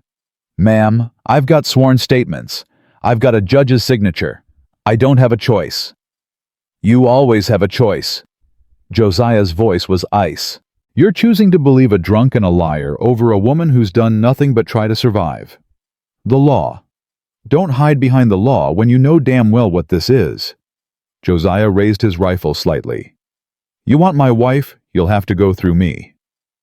The riders shifted uneasily. Vernon's smirk faltered.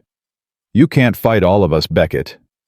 Maybe not, but I can sure as hell take you with me. Josiah, no. Clara grabbed his arm. This isn't the way. I won't let them take you. And I won't let you die for me. Her voice broke. Not after everything. Not when we just... She couldn't finish. Tears streamed down her face as she faced the impossible choice. Go with them. Josiah's voice was suddenly quiet. What? Go with them. He turned to look at her, his eyes burning with fierce determination. I'll fix this. I swear to God, Clara, I'll fix this. But right now, the only way to keep everyone alive is for you to go. I can't... Think of Lily. His voice cracked. Think of our daughter. She needs you alive. She needs both of us alive. Clara looked back at the house where Lily's face was pressed against the window, her eyes wide with fear. Okay. The word came out as barely a whisper. Okay. She turned back to the sheriff. I'll go peacefully, but my daughter stays here, with her father. Williams nodded slowly. Fair enough. Vernon opened his mouth to protest, but something in Josiah's expression made him close it again. Clara stepped down from the porch. As she passed Vernon, she stopped and looked him dead in the eyes. You'll regret this. I doubt it. When my husband finishes destroying you, you'll wish you'd never heard my name. She smiled cold and sharp. Enjoy your victory while it lasts. She walked to the sheriff's horse and let herself be helped up behind him. The last thing she saw before they rode away was Josiah standing on the porch, his rifle still raised, and Lily crying at the window. I love you, she whispered into the wind, and she prayed that she'd live long enough to tell him again. The jail in town was small and cold. Clara sat on the hard bench, her wedding dress dirty and torn, her heart breaking with every beat. She could hear voices outside Vernon crowing about his victory, the sheriff trying to maintain order, townspeople gathering to see the show. Hours passed. Day turned to night. Clara didn't sleep. She couldn't. Every time she closed her eyes, she saw Lily's face at the window, saw Josiah's rage, saw her entire life crumbling to ash like the barn. Near midnight, footsteps approached her cell. She expected Vernon come to gloat, or maybe the sheriff with more questions. Instead, it was Doc Maggie, her face grim but determined. "I've got news," she whispered. "Josiah's been busy." "What kind of busy?" "The kind that involves telegrams to 3 different states and a lot of money changing hands." Maggie's eyes gleamed. Vernon Dawson isn't the only one with connections, and his past is a lot dirtier than he wants people to know. Hope flickered in Clara's chest. What did he find? Enough to hang Vernon twice over. Maggie leaned closer. "Josiah's coming, Clara. He's coming with evidence that will blow this whole thing apart." "When?" "Tomorrow. The judge agreed to hold a hearing." Clara felt tears spring to her eyes. "He didn't give up. That man would burn down the whole territory for you." Maggie squeezed her hand through the bars. "Hold on just a little longer. Help is coming." Clara nodded, hope and fear warring in her chest. Tomorrow. Everything would be decided tomorrow. And she prayed with all her heart that love would be enough to save them. Morning came too slowly. Clara sat in her cell watching pale light creep through the single-barred window. She hadn't slept, couldn't sleep, not with her whole life hanging in the balance. Footsteps echoed in the corridor. She tensed, expecting the sheriff. Instead, Lily's voice rang out. "Mama!" Clara rushed to the bars. Josiah was striding toward her, Lily in his arms, Henry close behind. "They let you see me." Didn't give them much choice. Josiah set Lily down so she could reach through the bars. "How are you holding up?" "I'm scared." Clara's voice cracked as she touched her daughter's face. "I'm so scared." "Don't be." His eyes burned with fierce certainty. "It's over, Clara. Vernon's done." "What did you find?" "Everything." He pulled a thick folder from his coat. "Gambling debts in 3 states, a warrant for fraud in Missouri, and testimony from 2 women he tried to marry for their money before running off with their savings." "That's not enough to clear me of murder." "No. But this is." Josiah pulled out a single piece of paper. A signed confession from the man Vernon paid to sabotage the Thornton mine. Clara felt the blood drain from her face. What? Samuel wasn't supposed to die in that collapse, but Vernon's man got careless, brought down more of the tunnel than planned. Josiah's jaw tightened. "Your husband died because Vernon wanted the company to pay a settlement. He was going to claim it as Samuel's next of kin." "Oh, God!" Clara's knees buckled. She grabbed the bars to stay upright. "He killed Samuel. Vernon killed my husband. And tried to blame you for it." Lily tugged at her mother's hand through the bars. "Mama, why are you crying?" "I'm okay, baby." Clara wiped her eyes. These are different tears. Happy tears." Something like that. The sound of the courthouse bell echoed through the jail. Josiah straightened. "It's time. The hearing starts in an hour. What if it's not enough? What if the judge doesn't believe? He'll believe." Josiah reached through the bars and took her hand. "I've got 3 witnesses coming to testify against Vernon, plus the man who set the charges in the mine. He's already talked to the federal marshal." Federal marshal. Turns out Vernon's crimes cross state lines. That makes it a federal matter. A grim smile crossed Josiah's face. The sheriff can't protect him anymore. Clara felt hope surge in her chest, bright and painful. "You did all this in one night." "I told you I'd fix this." He squeezed her hand. "I meant it." "Papa Joe stayed up all night," Lily announced proudly. "He sent 100 telegrams. Mr. Henry said his hand was going to fall off." "It felt like it might." Josiah's voice softened as he looked at his stepdaughter. "But it was worth it." The sheriff appeared at the end of the corridor, his face gray and drawn. "Time to go, Mrs. Beckett. The judge is ready." Clara took a deep breath. "Stay with Papa Joe, baby. I'll see you soon." "Promise." "I promise." She let the sheriff lead her out, Josiah's eyes following her every step of the way. The courtroom was packed. Clara had never seen so many people crammed into one space. Every seat was taken, and more people stood along the walls, craning their necks for a better view. Vernon sat at the front, his lawyer beside him. He looked confident, even smug, like a man who'd already won. That confidence faltered when Josiah walked in. "Order!" Judge Harrison banged his gavel as murmurs rippled through the crowd. "This is a hearing, not a circus. Anyone who can't behave will be removed." The noise died down. Clara was led to a seat facing the judge, her hands still bound. "We're here to examine the charges against Clara Beckett née Dawson," the judge announced. "Murder in the first degree in the death of her husband, Samuel Dawson. Mr. Dawson, you filed these charges. Present your evidence." Vernon stood smoothing his jacket.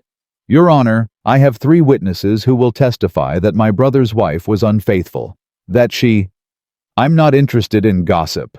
The judge's voice was sharp. "I asked for evidence of murder." Vernon's smile flickered. "The mine collapse that killed my brother was suspicious. Several engineers have questioned whether it was truly an accident. And you believe Mrs. Beckett, a woman with no mining experience, somehow caused this collapse? She could have had help, an accomplice. Do you have proof of this accomplice?"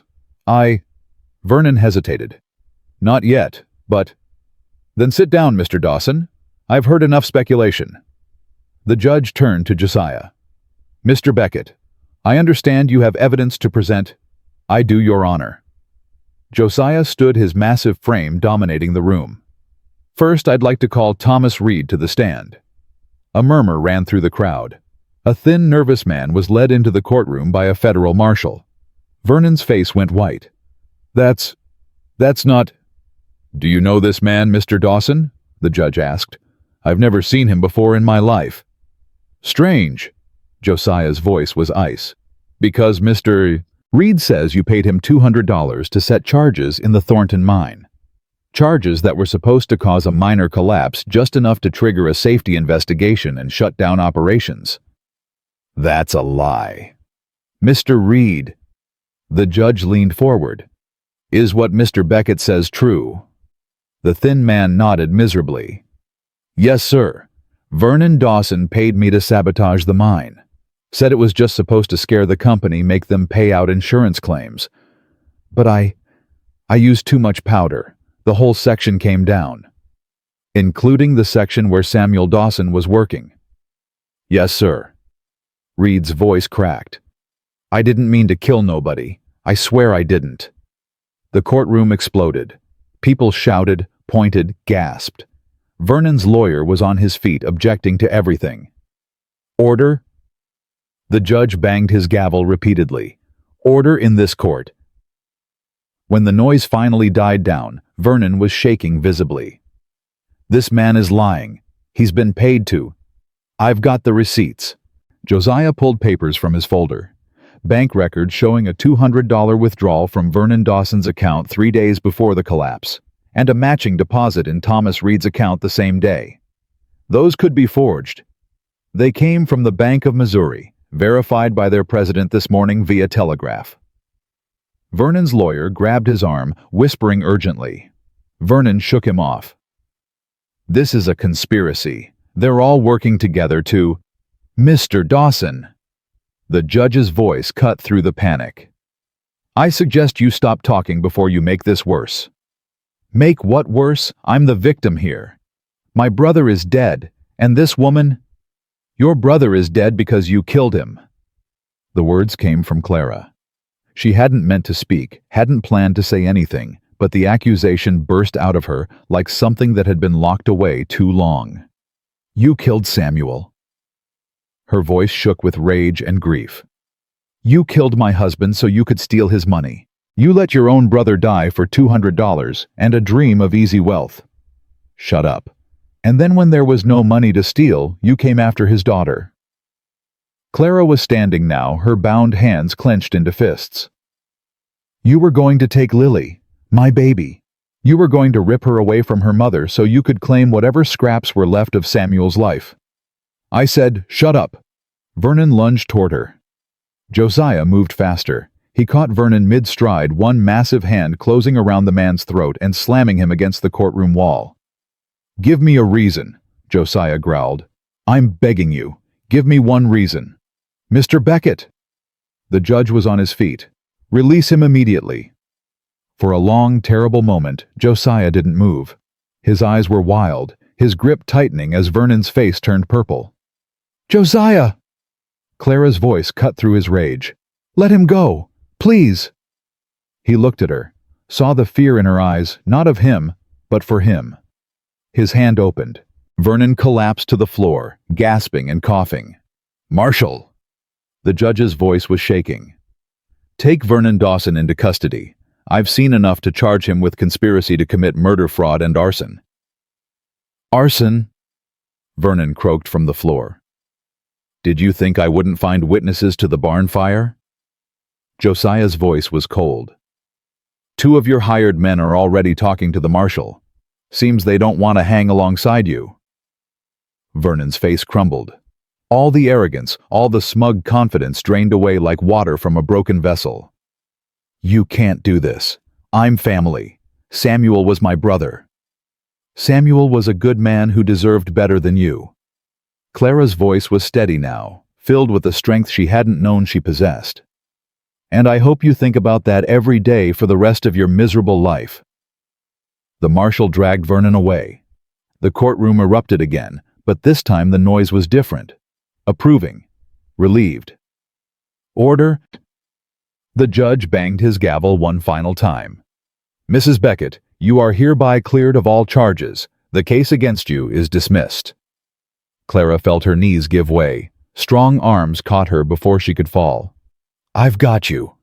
Josiah's voice was rough in her ear. "I've got you."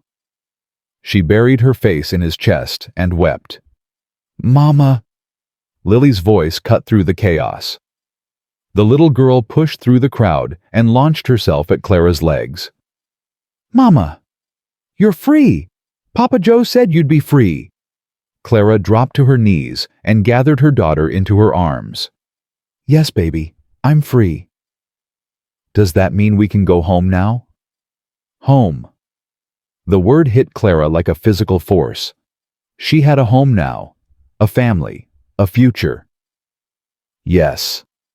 She looked up at Josiah, who was watching them with tears streaming down his weathered face. "Let's go home." They walked out of the courthouse together, a family forged in fire and hardship. The crowd parted for them, and Clara noticed something she hadn't expected: sympathy, understanding, even respect. "Mrs. Beckett."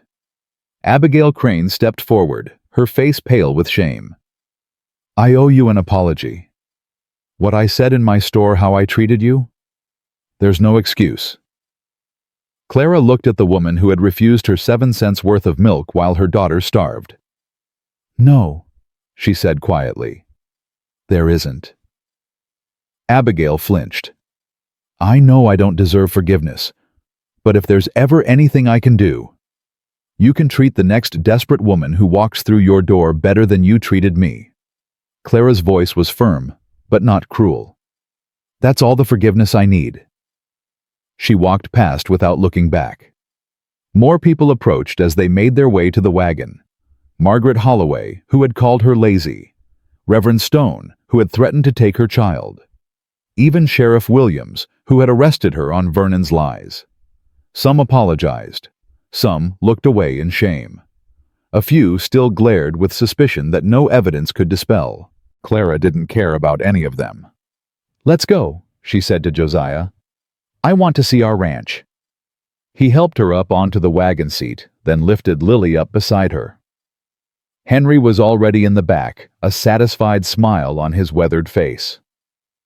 "Well," the old man said as they started moving, "that was more excitement than I've had in 20 years. "More than you wanted?" Josiah asked. "Just about right, I reckon." Henry leaned back against a sack of grain. "A man gets bored when nothing ever happens." Lily bounced between Clara and Josiah, her wooden horse clutched in one hand. "Papa Joe, did you really grab that mean man by the throat?" "Lily," Clara's voice was sharp, "that's not appropriate to—" "Yes, I did." Josiah's voice was matter of fact. "He was trying to hurt your mama." "Good." Lily nodded with childish satisfaction. "He deserved it." Clara wanted to argue to teach her daughter that violence wasn't the answer. But looking at Josiah's profile, at the determined set of his jaw, and the protective fire still burning in his eyes, she couldn't bring herself to disagree. Some people did deserve it. The ride back to the ranch was quiet. Clara leaned against Josiah's shoulder, exhaustion finally catching up to her. Lily fell asleep in her lap, the wooden horse still clutched in her small hand. "What are you thinking?" Josiah asked softly. "That I never thought I'd be this happy." Clara's voice was barely above a whisper. "After Samuel died, I thought my life was over. I thought the best I could hope for was survival. And now I have you, and a home, and a future." She looked up at him. "Is this real?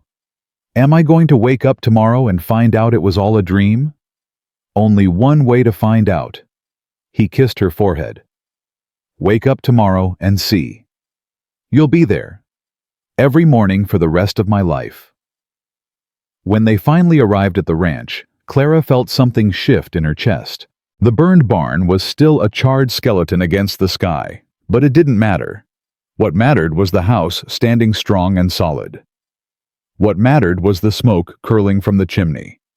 What mattered was the fact that this was hers now, legally, permanently, forever. "Welcome home, Mrs. Beckett." Josiah helped her down from the wagon. "For real this time." "For real." Clara smiled, and it felt strange on her face, like a muscle she'd forgotten how to use. "I like the sound of that." They spent the evening in quiet celebration.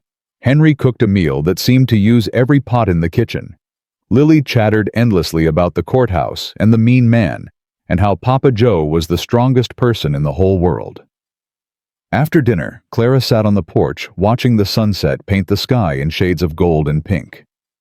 Josiah settled beside her close enough that their shoulders touched. "I need to tell you something," he said quietly. "What is it?" "Today in the courthouse when I had Vernon against the wall." He paused, his jaw working. "I wanted to kill him. I wanted it so bad I could taste it." "I know. If you hadn't stopped me—" "But I did." Clara took his hand. "That's what matters." "I scared myself." His voice cracked. "I haven't felt that kind of rage since the fire. I thought I was past it. I thought I'd made peace with everything." "You made peace with the grief." Clara squeezed his fingers. "Not with the anger. Those are different things." He was quiet for a long moment. "How'd you get so wise?" 4 months of having nothing to do but think." She leaned her head against his shoulder. "When you're starving and cold and watching your daughter die, you learn a lot about yourself. What you're capable of. What matters. What doesn't. What matters to you. This." She gestured at the house, the land, the life they were building. Family, safety, love. She looked up at him. "You." "I don't deserve you." "Maybe not," she smiled. "But you're stuck with me anyway." He laughed, a real laugh, the kind she'd rarely heard from him. It transformed his whole face, erasing years of grief and guilt and loneliness. "I can live with that." The door opened behind them, and Lily appeared in her nightgown, rubbing her eyes. Mama, I can't sleep. Clara opened her arms, and Lily climbed into her lap. Why not, baby? I keep thinking about the mean man. What if he comes back? He's not coming back. Josiah's voice was firm. He's going to prison. He'll never hurt us again. Promise. I promise. Lily considered this, then nodded. Okay. She snuggled against Clara's chest. Can I sleep with you and Mama tonight? Clara looked at Josiah. He nodded. Of course you can, sweetheart. They went inside together, the three of them moving as one unit. Lily fell asleep between them on the big bed, her wooden horse tucked under her chin. Clara lay awake for a long time, listening to her daughter's breathing, feeling the warmth of her husband beside her. Josiah. Thank you. For what? For seeing me. That day in the store, everyone else looked at me and saw a problem, a burden, a scandal waiting to happen. She reached across Lily's sleeping form and found his hand. You looked at me and saw a person worth saving. You saved yourself, Clara. All I did was open a door. You did more than that. You gave me hope when I had none. You gave Lily a father when she'd lost hers. You gave us a home when we had nowhere to go. You gave me something too. What? A reason to keep living. His voice was thick with emotion. After Martha and Sarah, I was just existing, going through the motions, waiting to die. And now I wake up looking forward to the day. I go to sleep grateful for what I have. I feel things again. He squeezed her hand. You did that. You and Lily. Clara felt tears sliding down her cheeks, but for once they were tears of pure, uncomplicated joy. I love you, Josiah Beckett. I love you too, Clara Beckett. They fell asleep holding hands across their daughter's sleeping body, two broken people who had somehow made each other whole. The next few weeks passed in a blur of rebuilding. The barn went up faster than Clara expected, with help from neighbors she'd never met. It turned out that Vernon's arrest had changed things in town. People who'd looked the other way when she was starving now showed up with lumber and tools and offers to help. Guilt, Henry said when Clara wondered about the change. Amazing what it can motivate people to do. You think that's all it is? I think some of them genuinely feel bad. He shrugged. And some of them just don't want to be on the wrong side of Josiah Beckett. Either way, Clara accepted the help. She didn't have the energy to hold grudges, not when there was so much to be grateful for. Lily thrived at the ranch. She learned to ride horses, collect eggs, feed the chickens. She followed Josiah everywhere, asking endless questions and absorbing everything he taught her. Papa Joe says I'm going to be the best rancher in the whole territory, she announced one evening at dinner. Did he now? Clara raised an eyebrow at her husband. I might have said something along those lines. Josiah tried to look innocent and failed completely. She's already better with horses than most of my hands, Henry admitted. Got a natural gift. Lily beamed with pride. Mama, can I have my own horse? Papa Joe says I can when I'm big enough. We'll see. That means yes. Lily bounced in her seat. It always means yes when you say it like that. Clara shared a look with Josiah, both of them fighting not to laugh. Finish your dinner, she said. Then we'll talk about horses. Spring came slowly to Wyoming. The snow melted, revealing green grass and wildflowers that Clara had never seen before. The cattle grew fat on fresh pasture. New calves were born. The ranch hummed with life and activity. One morning, Clara woke feeling strange. Off. She barely made it to the basin before her stomach revolted. Josiah was at her side immediately. What's wrong? Are you sick? I don't know. She rinsed her mouth, trying to think through the fog in her head. I've been tired lately. And my stomach. Understanding dawned in his eyes. Clara, when was your last monthly? She counted backward, counted again. felt her heart begin to race. 6 weeks ago. 6 weeks. It could be nothing. Stress maybe. The trial. Everything that happened. Or it could be something. His hands were shaking as he took hers. Clara. Could you be? I don't know. Tears sprang to her eyes. I don't know, Josiah. I'm scared to hope. Then let's find out. Doc Maggie came that afternoon. She examined Clara thoroughly, asked questions, made notes. Well, she said finally, a smile breaking across her face. Congratulations, Mrs. Beckett. You're going to have a baby. Clara heard the words but couldn't process them. A baby. After everything. After losing Samuel. After nearly losing Lily. After the hunger and the cold and the despair. A baby. Clara. Josiah's voice came from far away. Are you all right? She looked at him. This man who had saved her life and given her hope and married her when she had nothing to offer but trouble. We're having a baby, she whispered. His face transformed. The grief that he always carried, the shadow of loss that never quite left his eyes, lifted for just a moment. A baby, he breathed. Our baby. Mama's having a baby. Lily's voice came from the doorway. I'm gonna be a big sister. Yes, sweetheart. Clara opened her arms and Lily flew into them. You're going to be the best big sister in the world. I already know. Lily bounced with excitement. I'm gonna teach them everything. How to ride horses and feed chickens and make Papa Joe laugh. Because he has the best laugh, Mama. The very best. Clara looked at Josiah over their daughter's head. He was crying openly now, tears streaming down his weathered face. Thank you, he managed. Thank you for this. For all of this. We did it together. Clara reached out and pulled him into their embrace. All of us. Together. They stood there, the four of them, Clara, Josiah, Lily, and the tiny life just beginning to grow, holding on to each other in the spring sunshine. Outside, the ranch hummed with activity. Cattle lowed in the fields. Horses whinnied in the new barn. Henry shouted instructions to the ranch hands. Inside, a family held tight to the miracle of their second chance. 6 months later, Clara sat on the porch watching the sunset, her hand resting on her swollen belly.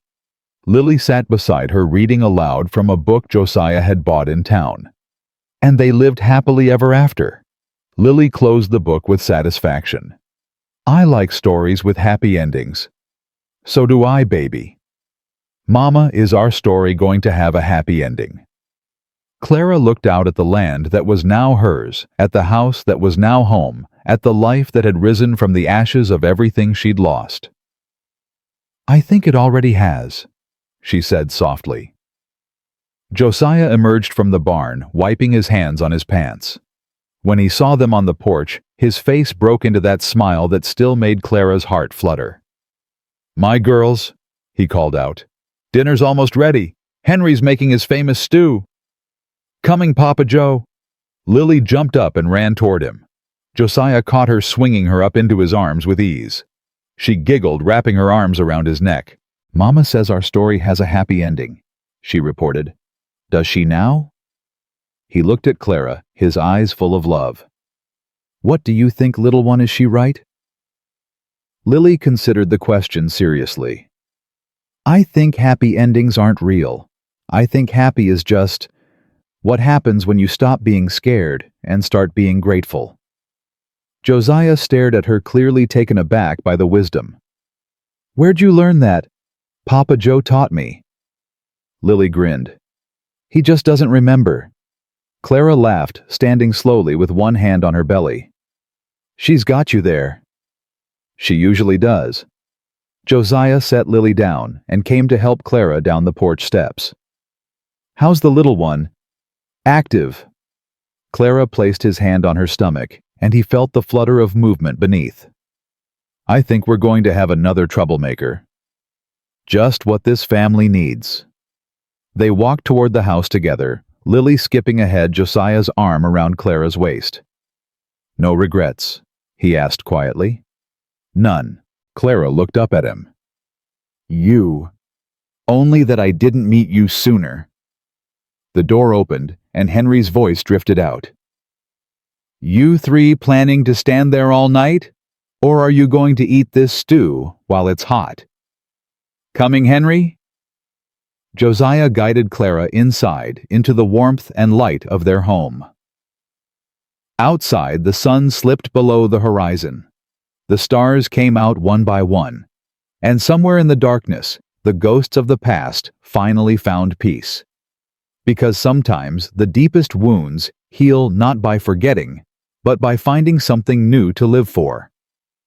Sometimes the harshest winters lead to the most beautiful springs, and sometimes, when everything seems lost, a stranger walks into your life and shows you that love isn't just about finding someone to save you. It's about finding someone worth being saved for. Clara May Beckett had learned that lesson in the hardest possible way. She had walked through fire and flood and the cruelty of people who should have helped, but didn't. She had faced death and despair and the terrible certainty that her daughter would not survive. And she had come out the other side, not just alive, but truly living. Because in the end, it wasn't the suffering that defined her story. It was the love that rose up from the ashes. And that love she knew now would carry them through whatever came next. The family sat down to dinner together, their laughter echoing through the house that had once been silent with grief. Home at last.